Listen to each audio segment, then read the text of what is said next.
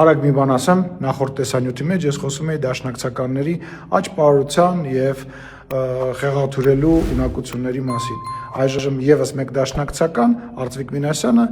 տեսեք թե ինչպես է սուտ խոսում։ Ու ամենազարմանալին գիտեք որն է, երբ որ հարցադրում ենք դնում, Ալեն Սիմոնյանը ասում է,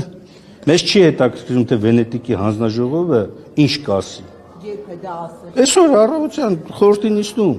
եւ ասում է խորհուրդը մենք ենք որոշում։ Ձեր առաջարկություններ ընդունելի չի մեզ համար։ Որքանով է այս փոփոխությունը այս պահին համապատասխանում Վենետիկի, Ժմիգի համապատասխան կանոններին։ Մինասյան ջան,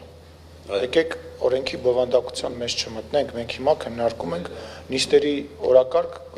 ներառելու հարցը։ Այս ինչ որ դուք ասում եք, այնտեղ արդեն քննարկենք, եթե ազգային ժողովի խորհուրդը որոշում է ինչ որ հարց բանանի, օրակարգ ներառի, Վենետիկի հանձնաժողովի կարծիքը այստեղ մենք ստանձնում ենք խորհրդին հետաքրքիր չի։ Խորհուրդը կարա ներառի, հետո մերժի, որտեղ Վենետիկի հանձնաժողովը պայմանականորեն դեմ է, բայց խորհուրդը հիմա քննարկում է օրակարգ ներառելու հարցը։ Սա է իրական դաշնակցականի տեսակը Հայաստանի Հանրապետությունում։